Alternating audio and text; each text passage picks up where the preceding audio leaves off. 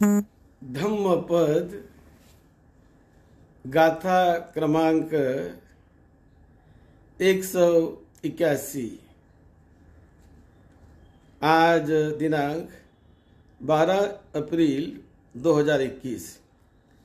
ये धम्मपद के 181वीं गाथा यह हमने 2 दिन पहले भी कही है। वो गाथा के साथ 2-4 कहानियाँ जुड़ी हुई है। एक कहानी हमने बताई, ये गाथा है। ये झान पशुता धीरा निखमु पसमे रता देवा पीते संपिहयन्ति संबुधानं सती मतंति। ये गाथा तो तथागत भगवान बुद्ध ने सांख्य नगर में देवताओं और मनुष्यों के सम्मुख सारी पुत्र को ये गाथा कही है। इनके साथ 2-3 कहानियां जुड़ी हुई है। ये राजगृह से ये कहानी शुरू होती है, जहाँ तथागत भगवान बुद्ध ने पिंडोल भारद्वाजक को चमत्कार लोगों को ना दिखावे, इस प्रकार का बुद्ध ने अनुज्ञा की, आदेश दिया कि सामान्य लोगों को, अरहतों ने ऐसे चमत्कार नहीं दिखाना चाहिए और चमत्कार दिखाकर लोगों को आकृष्ट या लोगों को अपनी ओर नहीं खींचना चाहिए, आकर्षित नहीं करना चाहिए। ऐसा तथागत भगवान बुद्ध ने विनय बनवा दिया, नियम बनवा दिया। अब ये घोषणा बुद्ध ने जब की तो जो अन्य तीर्थंकर थे, अन्य जो परिव्राजक, उनको इस बात का पता चला कि जहां वहां उन्होंने घोषित कर दिया कि ऐसा ऐसा जब हो गया है, तो वो सोचने लगे कि अब तो बड़ा अच्छा हमें मौका मिला है, अब हम स्वयं बुद्ध के साथ प्रातिहार्य करेंगे, चमत्कार की स्पर्धा करेंगे। और बुद्ध ने तो मना कर दिया, तो हमारी विजय हो जाएगी और बुद्ध नीचे दिखेंगे। ऐसा सोचकर उन्होंने कह दिया कि अब तो हम बुद्ध से ही स्वयं पाटीहार्य यानी चमत्कार की स्पर्धा हम बुद्ध से ही करना चाहते हैं। तो बुद्ध तो ना कहेंगे, क्योंकि उन्होंने कह दिया है कि मैं ऐसा नहीं करूँगा तो हमारी विजय होगी। ऐसा मानकर कुछ परिव्राजकों ने इस प्रकार का ये विचार करके, ये सोचकर घोषणा कर दी कि हम बुद्ध के साथ प्रातिहार्य करने के लिए तैयार है, बुद्ध हमारे साथ प्रातिहार्य करे। जब ये बात राजा बिंबिसार ने सुन ली, उनके जो घोषणा की हुई थी, तो राजा बिंबिसार ने सुनने के बाद राजा बिंबिसार बुद्ध से मिलने गए और बुद्ध से मिलने जाकर बुद्ध को वंदन करके बुद्ध को बिंबिसार ने पूछा, क्या बनते आपने ये भिक्षुओं को मना कर दिया है कि प्रातिहारी वो ना करे, चमत्कार ना दिखाए। उन्होंने कहा हाँ, मैंने तो मना कर दिया, लेकिन भगवान अब तो ये जो अन्य तीर्थिक है उन्होंने चैलेंज किया, उन्होंने घोषणा कर दी कि हम बुद्ध के ही साथ हम प्रातिहार्य करेंगे, उनके ही साथ हम प्रतिस्पर्धा करेंगे, चमत्कारों की प्रतिस्पर्धा। तो क्या बनते आप करेंगे, तैयार हो जाएंगे? ऐसा जब बुद्ध को राजा बिंबिसार ने प्रश्न पूछा, तब प्रश्न का उत्तर देते समय बिंबिसार को ही बुद्ध ने प्रश्न पूछा कि राजन, ये बताइए कि आपके इस राज्य में कितने उद्यान है, उद्यान है या नहीं?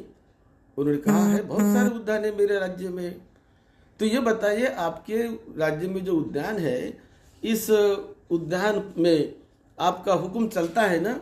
हाँ, चलता है।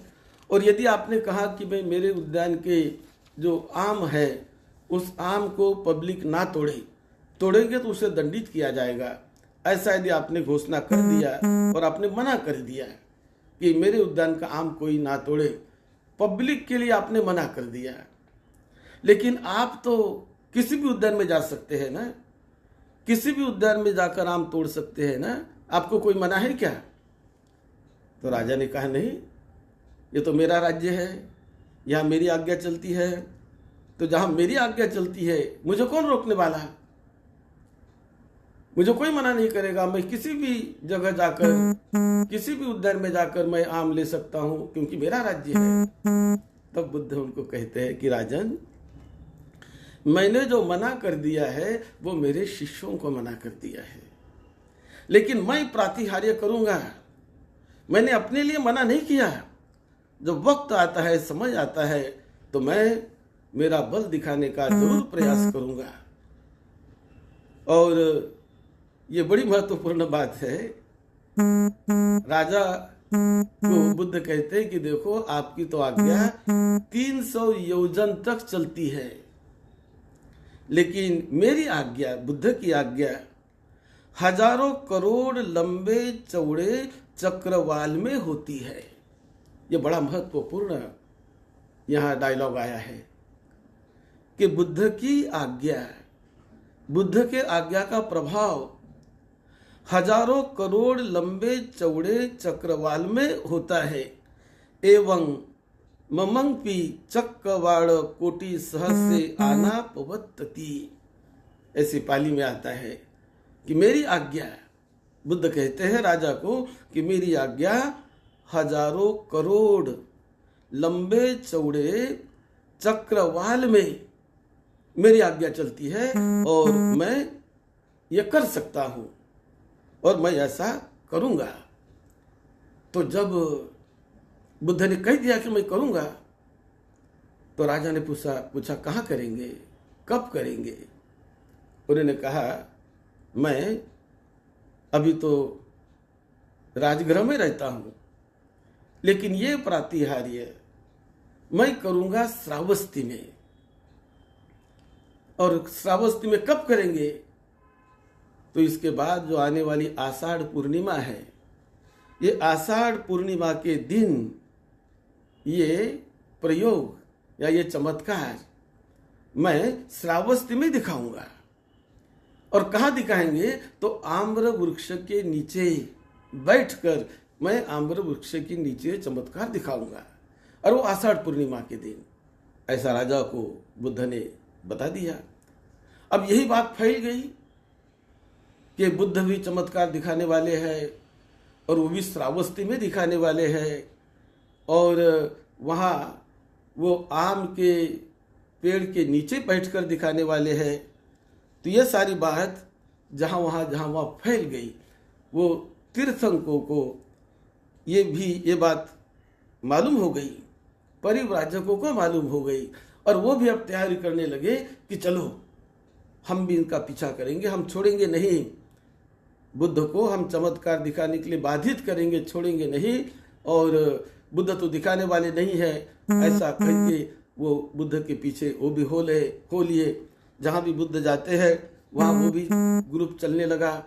जहाँ बुद्ध कहीं भिक्षा के लिए रुकते हैं वहाँ उस शहर में, उस निगम में वो भी रुकने लगे, और इस प्रकार बुद्ध का पीछा करते करते करते करते वो श्रावस्ती तक चले जाते हैं। और श्रावस्ती में जाकर उन्होंने देखा कि ये तो बुद्ध कहते कि मैं आम के पेड़ के नीचे करूंगा, और बहुत बड़े उस श्रावस्ती के उस समतल जगह पर मैं करूंगा। ऐसा जब बुद्ध ने बताया, तो ये जो परिव्राजक लोग अपने समर्थकों को कहकर कि जितने भी आम वृक्ष है उस आम वृक्ष को तोड़ दो, आम वृक्ष के नीचे आम वृक्ष दिखाई नहीं देना चाहिए, बुद्ध वहाँ ना बैठे और ये न होना चाहिए। इस प्रकार से उन्होंने योजन पर्यंत, वो जितनी कुछ योजन जमीन थी वहां तक उन्होंने सारे आम वृक्षों को कटवा डाला।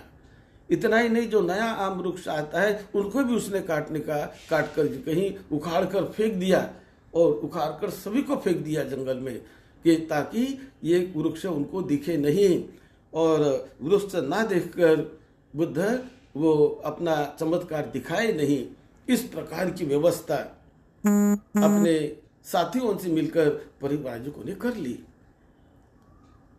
और अब एक दिन आता है, बुद्ध ऐसा वहां जाते जाते श्रावस्ती पहुंच गए, और श्रावस्ती पहुंचने के बाद राजा प्रसेनजीत, जो श्रावस्ती का राजा था, वो बुद्ध से मिला। तो परिव्राजकों ने अपने समर्थों को कह के उन्होंने बहुत बड़ा मंडप डलवा दिया कि हम भी अपना प्रातिहार्य मंडप में बैठकर दिखाएंगे, बुद्ध को नीचा दिखाएंगे। और उन्होंने खदीर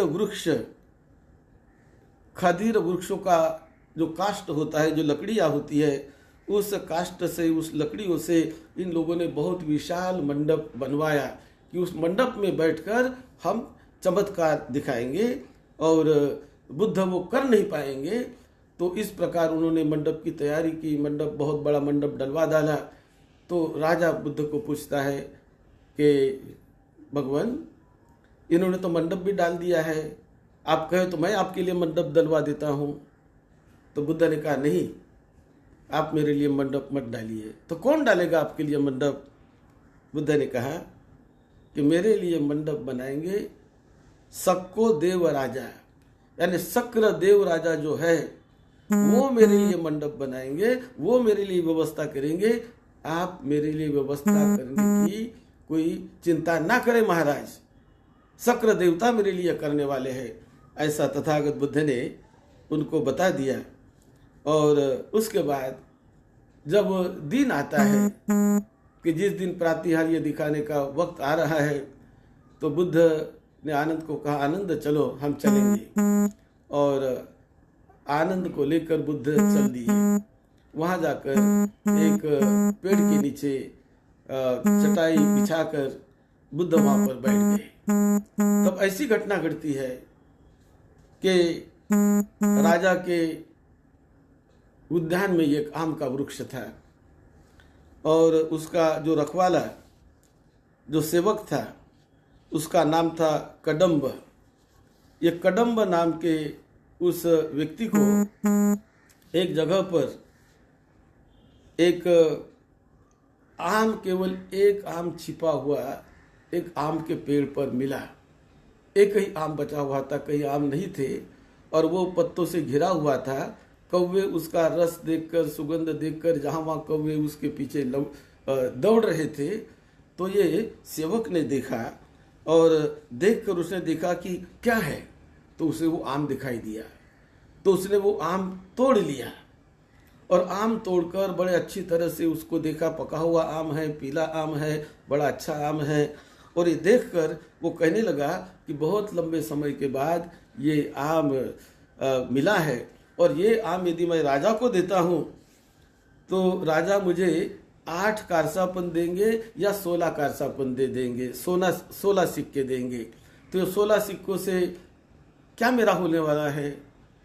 ऐसा करूंगा मैं, यदि ये आम मैं बुद्ध को देता हूं तो बुद्ध को आम देने से मेरा उद्धार हो जाएगा, मुझे बहुत पुण्य मिलेगा। राजा को देने से मुझे पुण्य नहीं मिलने वाला है, मुझे केवल पैसा मिलेगा। लेकिन बुद्ध को यदि आम मैं दे देता हूं तो मुझे बहुत पुण्य मिलेगा। ऐसा सोचकर उस सेवक ने वो आम बुद्ध को जाकर दे दिया कि राजा को नहीं दूंगा, बुद्ध को दूंगा। जब बुद्ध को आम उन्होंने दिया तो बुद्ध ने आनंद को कहा, आनंद पात्र लाइए। तो चतुर महाराज जी का देवता उनसे दिया हुआ पात्र बुद्ध के हाथ में आ गया। बुद्ध ने वो पात्र अपने हाथ में लिया आनंद के द्वारा, और पात्र लेकर उस पात्र में आम को लिया, और आम को लेकर, बड़ा अच्छा आम था, तो उस आम को उन्होंने देखा, और देखकर उसे मलाया, उसका रस निकाला गया, और उसका रस निकालकर बुद्ध ने उस आम का रस पी लिया। आनंद को भी उसने रस दे दिया, बुद्ध ने भी रस पी लिया। और उसकी जो गुठली थी वो सेवक को कहा जो उद्यान का रक्षा करने वाला था, उस सेवक को बुद्ध ने कहा कि देखो इस गुठली को यहाँ पर गड्ढा खोद कर इसे यहाँ पर डाल दो। तो उसने वैसा ही किया जैसे बुद्ध ने बताया। गड्ढा खोदा और खोदे हुए गड्ढे में वो आम की गुठली डाल दिया, और गुठली डालते बराबर तथागत बुद्ध ने आम का रस पीकर पानी से हाथ धोया, और वो हाथ धोते हुए हाथ का जल वो उस गुठली पर उन्होंने डाल दिया। उस गुठली पर ही उन्होंने हाथ धोया। और चमत्कार देखिए कि हाथ धोते धोते वो जो गुठली थी, वो गुठली एक विशाल आम्र वृक्ष बन गई। विशाल आम्र वृक्ष, 50 हाथ लंबा आम का वृक्ष वहां पर एकदम पैदा हो गया उसी गुठली से। ऊंचा 50 हाथ ऊंचा, और उस आम्र वृक्ष के चारों दिशाओं में, पूर्व में, पश्चिम में, उत्तर में, दक्षिण में 50-50 हाथ लंबी उनकी शाखाएं निकल गई। तो बड़ा विशाल वृक्ष बन गया, 50 हाथ ऊंचा, 50 हाथ दाहिने तरफ, 50 हाथ बाएं तरफ, 50 हाथ पूर्व दिशा में, 50 पश्चिम दिशा में, उत्तर दक्षिण दिशा में, चारों दिशाओं में 50-50 हाथ लंबी ऐसी शाखाएं उस आम्र वृक्ष से निकल गई। और निकलकर वो आम्र वृक्ष बहुत फल देने लगा, और बहुत पके हुए फल देने लगा। तो इतना एक चमत्कार। तो ये सारा फल देखकर सभी लोग बड़े आश्चर्यचकित हो गए, और ये जो फल देखा तो राजा ने भी उसके रक्षा के लिए लोगों को रख दिया, और उस नाम का, उस वृक्ष को नाम दिया कंडम्ब वृक्ष। कंडम्ब वृक्ष यानी कंडम्ब नाम था उस सेवक का। सेवक ने जो आम दिया था, उस आम की गुठली वहां पर लगाई गई, और गुठली से जो वृक्ष तैयार हुआ उसका नाम रखा कंडम्ब वृक्ष नाम। और वहां कंडम्ब वृक्ष के आम फिर जनता ने भी खाए, लोगों ने खाए, बाद में भिक्षु संघ आया, उन्होंने भी खाए। और इस प्रकार का ये आम्र वृक्ष, जो बुद्ध ने कहा था कि आम्र वृक्ष के नीचे बैठकर मैं प्रातिहार्य करूंगा। तो ये जब सब लोगों ने देखा, और जब ये शक्र राजा अब ये जब देखता है कि इन लोगों ने जो मंडप डाला था, शक्र राजा ने, ये जो कहानी आती है धम्मपद अट्ठकथा में, तो शक्र राजा ने एक वलाहक देवता उन्हें कहकर, उनका जो मंडप था जोर से हवा बहने लगी, और जोर से हवा बहकर वो सारा जो उनका खदीर वृक्षों के लकड़ों से बनाया हुआ जो मंडप परिव्राजकों का था, वो सारा मंडप जोर की हवा आने से तितर बितर हो गया। जहाँ वहाँ वो नष्ट हो गया, तूफान से वो टूट गया मंडप। उसके बाद जोरों से बारिश आ गई, जोरों से पहले हवा चली। हवा चलने से जो सारा जो धूल थी, ये लोग जहाँ बैठे थे मंडप में, उन पे, उनके आंग पर, उनके शरीर पर धूल जमा होने लगी। फिर बारिश आ गई, और वो बारिश की वजह से वो लोग जहाँ वहाँ इधर उधर तितर बितर भागने लगे। ये शक्र देवता का एक चमत्कार था, ये शक्र देवता का ये प्रभाव था कि जिससे बारिश आई, हवा जोरों से चलने लगी, उनका मंडप उखड़ गया, उखड़कर उसे बाहर फेंक दिया गया, और हवा चली, फिर धूल उनके बदन पर इकट्ठी हो गई। फिर बारिश आई, और बारिश आकर उनके जो जहाँ वहाँ इधर उधर लोग वो भागने लगे, और उसके बाद उनके शरीर एक कतबरी गाय की तरह उनके शरीर हो गए, और ऐसा करके इधर उधर वो भागने लगे। और उसके बाद कुछ समय के बाद वातावरण शांत हो गया, और वातावरण शांत होकर सारे लोग, लाखों की संख्या में लोग वहाँ पर ये प्रातिहार्य देखने के लिए इकट्ठा हो गए कि हम ये प्रातिहार्य देखेंगे, बुद्ध क्या करते हैं, कैसा प्रातिहार्य दिखाते हैं, कैसा चमत्कार दिखाते हैं, ये देखने के लिए सारे श्रावस्ती के लोग इकट्ठा हो गए। और ये इकट्ठा होने के बाद तब शक्र देवता ने तथागत भगवान बुद्ध के लिए आकाश में एक विशाल चक्र रत्न निर्माण किया। और इतना विशाल था वो चक्र रत्न कि उसका एक किनारा पूर्व दिशा में लगता था, दूसरा किनारा पश्चिम दिशा में टिकता है, एक किनारा उत्तर दिशा में लगता है, दूसरा किनारा दक्षिण दिशा में लगता है। तो इस प्रकार ये चारों दिशाओं में ये बड़ा विशाल एक प्रकार का रत्न मंडित चक्र मंडल, वहां पर राजा, वहां पर देवता के राजा शक्र ने बुद्ध के लिए ये चक्र मंडल बना दिया। और सारी जनता इकट्ठी आकर देखने लगी कि बुद्ध ये क्या दिखाएंगे, क्या करेंगे, कैसा करेंगे। इस प्रकार की बात वहां पर चलने लगी। और ये सब होते हुए सभी तैयारी हो रही है। तब बुद्ध की एक शिष्या ये सब देखकर धरणी नाम की एक अनागामी उपासिका थी। तो ये धरणी नाम की अनागामी उपासिका वो बुद्ध के पास आती है, बुद्ध को हाथ जोड़ती है और हाथ जोड़कर बुद्ध को कहती है कि भगवान, मुझे आप आज्ञा दीजिए कि मैं होते हुए ये आपको हम क्यों तकलीफ दे, हम ये चमत्कार दिखाएंगे और आप शांत रहिए। और ये चमत्कार हम दिखाएंगे तो लोग देखेंगे कि देखो भाई, इनके शिष्य भी इतने मतलब चमत्कार दिखाने वाले हैं। तो और दूसरे की बुद्ध का क्या कहना, तो ये कहकर लोग आश्चर्यचकित हो जाएंगे। इसीलिए आप हमें आज्ञा दीजिए भगवान, मैं वो चमत्कार दिखाऊंगी। ऐसा धरणी बुद्ध को वंदन करके कहने लगी, वंदन करके बुद्ध को पूछने लगी।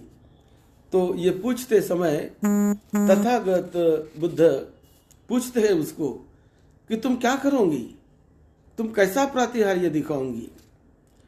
तो वो कहने लगी कि मैं इस पूरे चक्रवाल गर्भ में इस महापृथ्वी को, यानी ये जो महापृथ्वी है, इस महापृथ्वी को मैं उदक मानकर, इसे जल जैसा मैं मानकर, इस जल में जैसा कोई पंछी यहाँ से वहाँ निकलता है, तैरता है, इधर जाता है, उधर जाता है, इस प्रकार इस सारे पृथ्वी को जल मानकर मैं जल में डुबकी लगाते हुए एक छोरे से निकलूंगी, पूर्व से निकलूंगी, पश्चिम में जाऊंगी, उत्तर से निकलूंगी, दक्षिण में जाऊंगी, सारे पानी से तैरते हुए।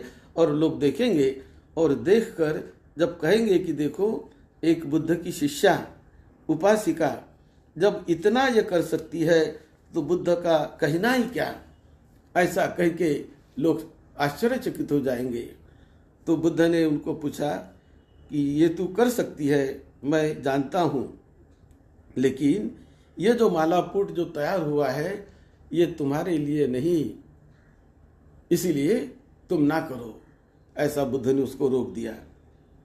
उसको रोकने के बाद एक चूड़ अनाथ पिंडक अनागामी उपासक, ये चूड़ अनाथ पिंडक अनागामी उपासक ये बुद्ध के पास आए, जो बुद्ध के उपासक थे, और बुद्ध को वंदन करके बोलने लगे, भगवान आप तकलीफ ना करिए, मैं प्रातिहार्य दिखाता हूँ, मैं चमत्कार लोगों को दिखाता हूँ।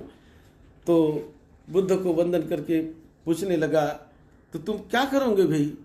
बुद्ध उसको पूछते हैं, तुम कैसे करोगे, क्या करोगे, किस प्रकार से ये दिखाओगे।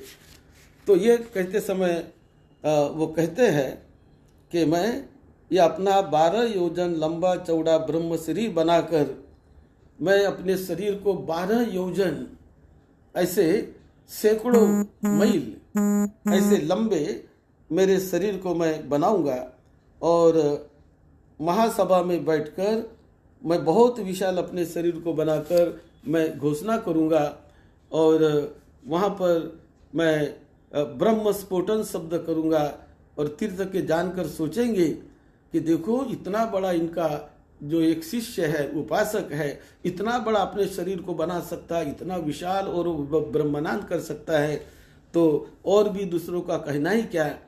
तो बुद्ध तो और भी इससे बड़े हैं। तो इस प्रकार वो सब लोग शांत हो जाएंगे और बुद्ध की स्तुति होगी। लेकिन बुद्ध ने कहा, मैं जानता हूं तुम क्या कर सकते हो। चूड़ अनाथ पिंडक उपासक, ये उपासक थे, अनागामी थे। मैं तुम्हारी शक्ति को जानता हूं, मैं पहचानता हूं, लेकिन ये तुम्हारे लिए नहीं है, तुम्हारे लिए नहीं है, तुम बैठ जाओ। ऐसा करके उनको शांत बिठाया गया। फिर उसके बाद एक सीनास्त्रव अर्हत भिक्षु चुंद नामक श्रामनेर, ये चुंद नामक श्रामनेर बुद्ध के पास आ गया और बुद्ध के पास आकर श्रामनेर ने बुद्ध को प्रणाम किया और प्रणाम करके श्रामनेर कहने लगा, भगवान आप ये तकलीफ ना करिए, मैं दिखाता हूँ चमत्कार उन सभी लोगों को, आप ये तकलीफ ना करिए और मैं मेरा रिद्धि सिद्धि का बल दिखाऊंगा। तो बुद्ध पूछते, तुम क्या दिखाओगे तुम? बुद्ध ने पूछा, कैसा तुम चमत्कार दिखाओगे, क्या करोगे? तो वो कहने लगा, बनते मैं जम्बू द्वीप में ध्वज स्वरूप जम्बू वृक्ष को कंधे पर रखकर घुमाकर उसमें से जम्बू पेशी जामुन का गुदा निकाल कर उपस्थित जनता को मैं खिलाऊंगा। यानी जम्बूद्वीप जो इस भारत भूमि को कहा जाता है, तो जम्बू का वृक्ष मैं अपने कंधे पर ले लूंगा। ये बड़ा विशाल वृक्ष बन जाएगा वो, और ऐसे विशाल वृक्ष में अपने कंधे पर लेकर उसमें जो जामुन होंगे, वो पके हुए जामुन मैं सारे लोगों को मैं खिलाऊंगा मेरे चमत्कार के बल से, और सबको खिलाकर सभी लोग वो चमत्कृत हो जाएंगे और इस प्रकार मैं ये करूंगा। तो बुद्ध ने कहा, मैं जानता हूं चुंद श्रामनेर, तुम ये कर सकते हो, लेकिन ये तुम्हारे लिए नहीं है। उसके बाद एक उत्पल वन्ना थेरी वो बुद्ध के पास आई और वो बुद्ध के पास आकर बुद्ध को कहने लगी, भगवान मैं दिखाती हूं चमत्कार, आप तकलीफ ना लो। तो बुद्ध ने पूछा कि उत्पल वन्ना तुम कैसे चमत्कार दिखाऊंगी, क्या करूंगी? तब वो कहने लगी कि मैं चारों तरफ से 12 योजन तक जन परिषद से घिरी हुई, फिर ऐसे ही 2 बार आवर्तन से कुल 36,000 योजन तक जन परिषद से घिरी हुई आकर आपको प्रणाम करूंगी। तो उन्होंने बताया कि 12 योजन में जो परिषद फैली हुई है, वहां मैं जाकर वहां मैं चमत्कार के अपने बल से वहां खड़ी रह के फिर उसी प्रकार 36,000 ऐसे योजन, इतने विशाल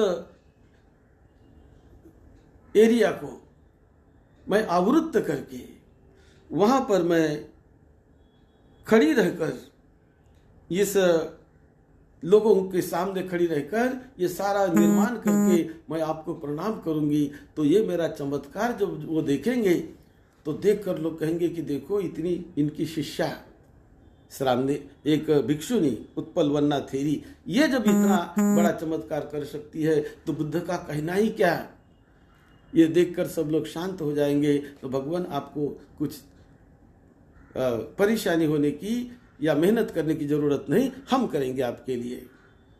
तो बुद्ध कहते हैं कि उत्पल वन्ना थेरी, मैं जानता हूं ये आप कर सकती है, मैं जानता हूं, लेकिन ये जो चक्र रत्न बनाया गया है वो आपके लिए नहीं, तो आप बैठ जाओ। तो वो बैठ गई।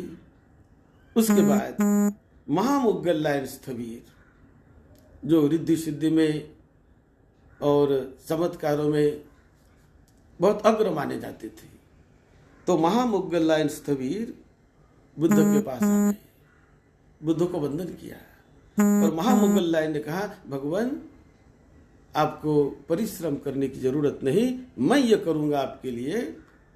ऐसा करके मुगललायन बुद्ध को वंदन करते हैं और वंदन करके बुद्ध को मुगल लायन ने आज्ञा मांगी कि आप मुझे आज्ञा दीजिए कि इन जनता को ये चमत्कार मैं दिखाऊंगा। तो बुद्ध ने मुगल लायन को पूछा, क्या भाई मुगल लायन, तुम क्या करोगे, क्या दिखाओगे? तो मुगल लायन कहने लगे,